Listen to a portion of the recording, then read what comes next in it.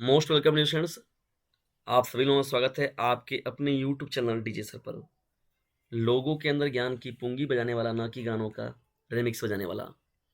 चलिए स्टार्ट करते हैं आज के इस महत्वपूर्ण सेशन को। डिस्टेंस क्लास 12th के बालकों के लिए बहुत ही इंपॉर्टेंट है आज का सेशन, क्योंकि एक ही प्रश्न को शामिल किया गया है, लेकिन बहुत ही ज़्यादा ये मोस्ट इंपॉर्टेंट प्रश्न है। स्क्रीन पर डिस्टेंस आप लोग को प्रश्न दिख रहा है, ये दीर्घोत्तरी प्रश्न है मनोविज्ञान का। पहला एक प्रश्न क्या है शामिल किया गया है, अधिगम के प्रयत्न एवं त्रुटि सिद्धांत पर प्रकाश डालते हुए थॉर्नडाइक द्वारा प्रतिपादित सीखने के नियमों का सामान्य विवरण प्रस्तुत कीजिए। ठीक है, ये दीर्घ उत्तरी प्रश्न है। अगर देखा जाए अति लघु के हिसाब से देखेंगे तो इसमें 3-4 प्रश्न शामिल हैं। लघु उत्तरी के हिसाब से देखा जाए तो कम से कम 2 प्रश्न तो शामिल ही हैं। तो अधिगम के प्रयत्न व त्रुटि सिद्धांत पर प्रकाश डालते हुए थॉर्नडाइक द्वारा प्रतिपादित सीखने के नियमों का सामान्य विवरण प्रस्तुत कीजिए। डिस्कशन कंटेंट को आप लोग देखिए, बिना स्किप किए हुए पूरा देखना है आप लोग को। और एक सशर्त है कि पूरा देखिएगा इसे। डीजे सर चैनल का ना देखिएगा वीडियो आधा, नहीं तो बन जाएगी डिस्टेंस या आप लोगों के लिए बाधा। कहने का मतलब क्या है कि महत्वपूर्ण चीजें जो पढ़ रहे हैं आप, कंटेंट पढ़ रहे हैं, महत्वपूर्ण मोस्ट इंपॉर्टेंट प्रश्नों की सीरीज आप पढ़ रहे हैं, डिस्टेंस की प्रोबेबिलिटी की बेस पर जब आप चीजों को पढ़ते हैं तो जितनी भी चीजें आप लोग को बताई जा रही हैं तो उनको पूरा देखना पड़ेगा आप लोगों को।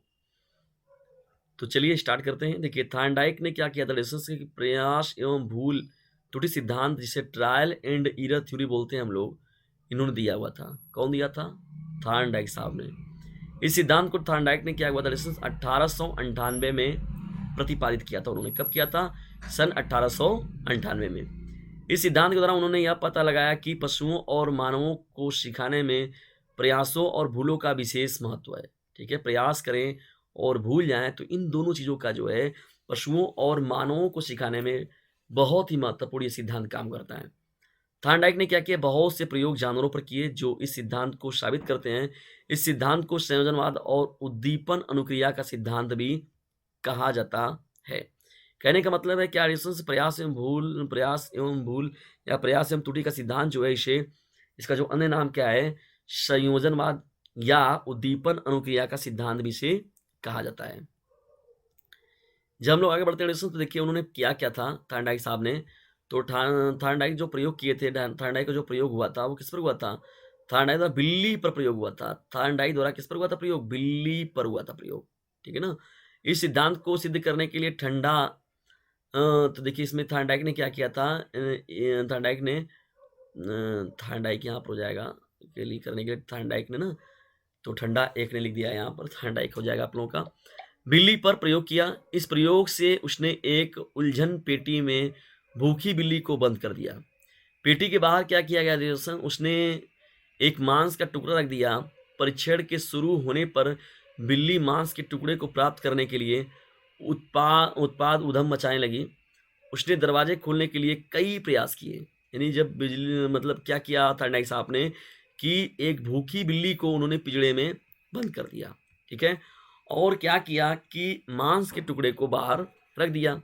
अब वो उसे प्राप्त करने के लिए पूरे जाल में जो जिसमें बंद थी, वो कैद थी, उसमें वो बहुत प्रयास की, मतलब खूब कूद रही है, इधर से उधर कूद रही है, उधर से इधर कूद रही है, बहुत प्रयास कर रही है कि कैसे वो उस चीज को पा जाए। तो काफी प्रयासों के बाद देखा जाए तो उछल कूद के दौरान अचानक बिल्ली का पंजा जो है चिटकनी के ऊपर पड़ जाता है। कहने का मतलब कि जो दरवाजे की घुंडी होती है उस पर जो पंजा होता है बिल्ली का, वो पड़ जाता है और पेटी का दरवाजा खुल गया। यानी पेटी जो थी वो उसका दरवाजा क्या हो गया, खुल गया। बिल्ली ने बाहर आकर मांस का टुकड़ा खाना शुरू कर दिया। दूसरी बार परीक्षण करने पर कुछ समय में बिल्ली ने दरवाजा खोल लिया और अंत में वह एक ही प्रयास में दरवाजा खोलना सीख जाती है। यानी मतलब कहने का मतलब क्या, एडिशंस की जानवरों का मतलब जब वो अभ्यास कराया गया, जब वो चीजें देखी गई, तो प्रयास एवं त्रुटि ना, प्रयास एवं त्रुटि के माध्यम से देखा जाए तो बिल्ली ने इस काम को अंजाम जो 10 बार 15 बार 20 बार में कर रही थी, अब वो 2 बार 3 बार और लास्ट में एक बार में भी उसने इस काम को अंजाम दे दिया। थॉर्नडाइक के बारे में दोस्तों सही, हम लोग आगे बात करते हैं, समझते हैं कि थॉर्नडाइक के बारे में कुछ और भी चीज़ें जानने का प्रयास करते हैं हम लोग यहाँ पर। देखिए थॉर्नडाइक आपका जो जन्म हुआ था दोस्तों वो अमेरिका में हुआ था। कब हुआ था? 1874 में हुआ था। कब हुआ था? सन 1874 में। थॉर्नडाइक साहब का जन्म कब हुआ था दोस्तों? सन 1874 में। थॉर्नडाइक क्या थे? अधिगम से संबंधित सिद्धांत दिए थे, इनके द्वारा दिए गए सिद्धांत से अनेक तो जो भी इन्होंने ज्ञान दिया एडिसन्स, उसका एक महत्वपूर्ण लाभ भी है। कहने का मतलब क्या है? अनेक मनोवैज्ञानिकों को अधिगम को समझने में सहायता मिलेगी। इन्होंने पशुओं पर प्रयोग कर अधिगम के सिद्धांतों को प्रस्तुत किया, इसलिए इसे पशु मनोवैज्ञानिक का पितामह भी कहा जाता है। क्या कहता है? पशु मनोवैज्ञानिकों का पितामह। किन्हें? थार्नडाइक साहब को कहा जाता है पशु मनोवैज्ञानिकों का पिता भी कहते हैं इसे, इन्हें कहते हैं पितामह ना। तो ये भी एक इम्पॉर्टेंट फैक्ट रहेगा, बात रहेगा थॉर्नडाइक साहब के लिए अगर देखा जाए तो। देखिए, जब इसमें हम लोग और पढ़ते हैं तो पितामह भी कहा गया। थार्नडाइक ने जितने भी प्रयोग किए वे बिल्ली तथा चूहे पर किए उन्होंने किया था, और इनके द्वारा दिए गए सिद्धांतों को उद्दीपन अनुक्रिया के सिद्धांत के नाम से जाना जाता है। थार्नडाइक साहब की जो मृत्यु हुई थी सन 1949 में हुआ था। कब हुआ था? सन 1949 में। तो ये एक्सटर्नल रहेगा नॉलेज। इंटरनल नॉलेज को यदि आप बता देते हैं तो एग्जामिनर को थोड़ा आप प्रभावित करेंगे। चलिए बढ़ते हैं आगे। बोर्ड एग्जाम की धीरे धीरे घट रही है दूरी, ठीक है। जल्दी से आप सभी लोग अपनी तैयारी कर लीजिए पूरी। जाए कि अकेला बना ला अपन जीवन। कहने का मतलब है क्या डिस्टेंस की? जाए कि अकेला का मतलब क्या है? बोर्ड एग्जाम में आप लोग को अकेले पल पर ही लिखना है, ठीक है। तो उसके लिए आप लोग तैयार रहिए, तत्पर रहिए, बेस्ट दीजिए।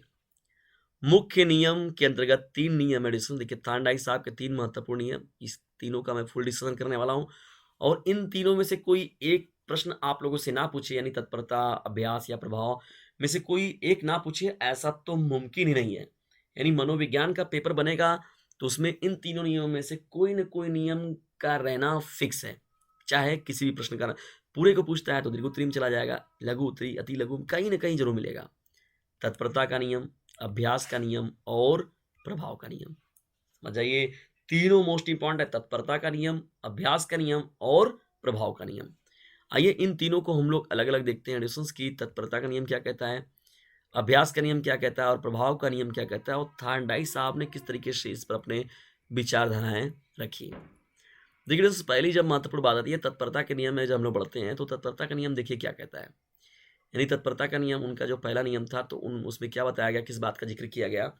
थार्नडाइक का यह नियम हमें यह बताता है कि जब कोई प्राणी किसी भी कार्य को करने के लिए तैयार हो जाता है या उस कार्य को करने में उसे आनंद आता है, क्या आता है? आनंद की बात हो रही है देखिए यहाँ पर, यानी उसमें वो इंटरेस्ट लेता है उस काम को करने के लिए, तो उस कार्य को वह जल्दी ही कर लेता है। तथा जिस कार्य को करने में उसे रुचिपूर्ण नहीं लगता है, यानी रुचिकर नहीं लगता है, और इस काम में रुचि नहीं है, तो वो उस काम को नहीं करता है।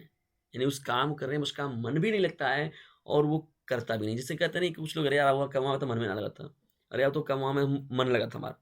तो कहने का मतलब क्या है कि यार वो कमा था, हमें छोड़ा ही, के नाम करता, मतलब वो करते रही।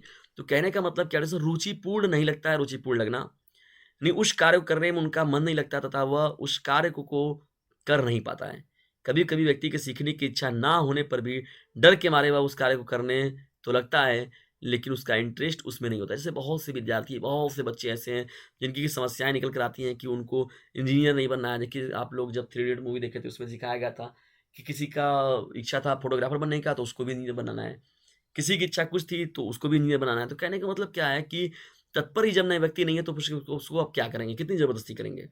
वो उस कार्य को तो कर नहीं पाता। कभी-कभी व्यक्ति की सीखने की इच्छा ना होने पर भी डर के मारे वह उस कार्य को करने तो लगता है, पर उसे सीख नहीं पाता है। यानी वह उसका जो है योद्धा नहीं बन पाता, उसमें उसको निपुणता नहीं मिल पाती है। ठीक है ना? देखिए, जैसे हम लोग अगर बात करें, देखिए यहाँ पर मैं एग्ज़ाम्पल के थ्रू आप लोग को बताता हूँ। जैसे कोई बालक माता-पिता के डर से पढ़ने तो बैठ जाता है, भाई ज़ाहिर-सी बात है। माता-पिता का डर अगर देखा जाए तो भाई बालक है, छोटा है, तो वो डर की वजह से क्या करने लगेगा? पढ़ने तो बैठ जाएगा, पर वह पढ़कर भी सीख नहीं पाता है, क्योंकि चीज़ों को आप भी देख रहे होंगे डिस्टेंस, आप लोग भी डर के बता क्या है, पापा देखो तुम, माई देखो तुम, बाबू बोलने लगे, मम्मी बोलने लगेंगी। तो कहने का मतलब क्या? आप पढ़ने लगते हैं, पढ़कर भी सीख नहीं पाता है, जब तक कि उसका मन ना लगे। 6 माह के शिशु को चलाना इसलिए नहीं सिखाया जा सकता क्योंकि वह सहायक रूप से चलने के लिए प्रस्तुत नहीं है, तत्पर नहीं है। फिर भी उसे पकड़ के चला तो सकते हैं, फिर भी वह उसे कर नहीं पाता है। यानी छोटे बच्चा है, उसको अगर आप सिखाने का ज़बरदस्ती प्रयास करेंगे, तो आप जब चलाएँगे पकड़ कर तब तक तो वो चलेगा। लेकिन जब आप उसे छोड़ देंगे तो वो फिर नहीं चलेगा, फिर भी वह उसे नहीं कर पाता है। ठीक है? अर्थात थॉर्नडाइक के इस नियम का आधार जो है वो परिपक्वता भी है। यानी जो व्यक्ति कि जो व्यक्ति डिस्टेंस जो सीख रहा है चीज़ों को, तो वो क्या हो, सामाजिक और नहीं, मानसिक और शारीरिक तौर पर देखा जाए तो परिपक्व होना भी ज़रूरी है। तो पहला नियम यहाँ पर समाप्त होता है डिस्टेंस आप लोग का। तत्परता का नियम था ये, ठीक है? पहला क्या था? तत्परता का नियम, ना? तो ये पहला नियम है थॉर्नडाइक साहब का। चलिए यहाँ पर तो ये बात हो गया था फिर, ना?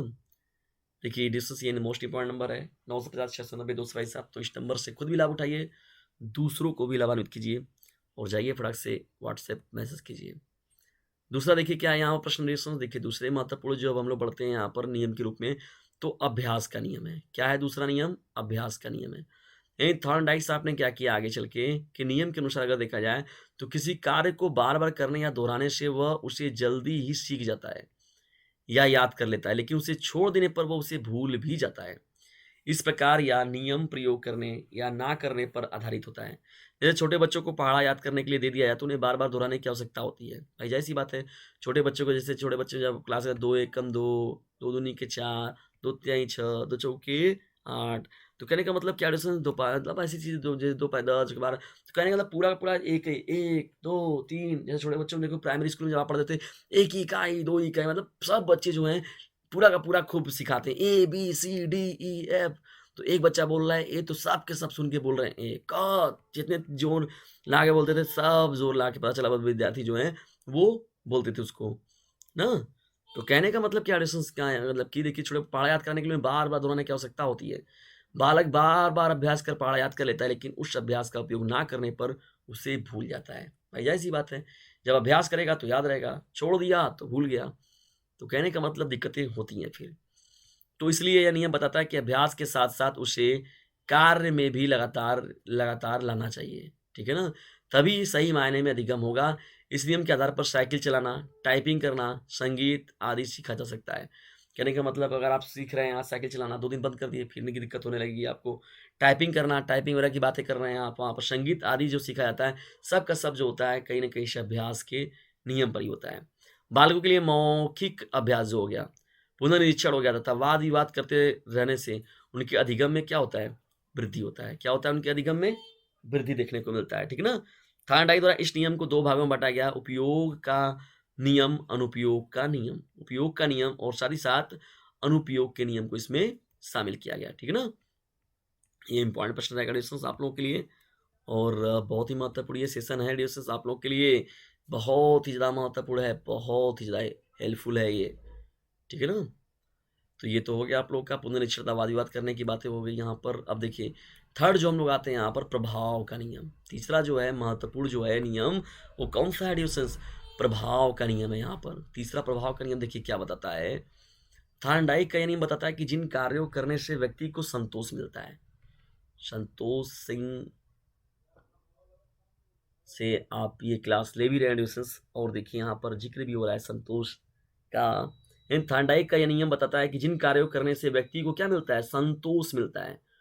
उससे वह बार-बार करता है, यानी उसे वह क्या करता है? बार-बार करता है, संतुष्टि मिलती है, सैटिस्फैक्शन मिलता है, तो वो व्यक्ति क्या करता है? उस काम को बार-बार करना चाहेगा। तथा जिन कार्यों में असंतोष मिलता है, यानी संतुष्टि नहीं मिलती है, तो उसे वह नहीं करना चाहता, या जिस कार्य को करने से व्यक्ति को कष्ट होता है और दुखद फल प्राप्त होता है, उसे व्यक्ति नहीं दोहराता है।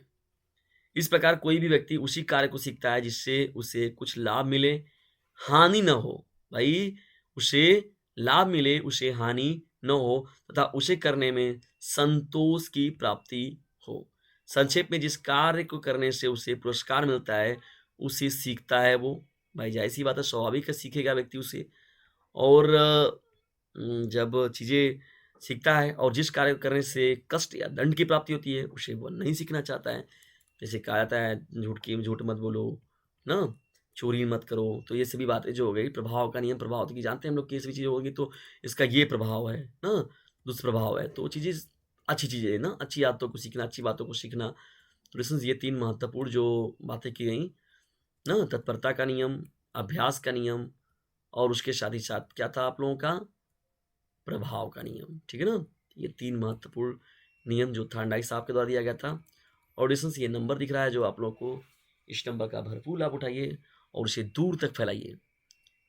वीडियो को अंत तक देखने के लिए आप सभी लोग का धन्यवाद।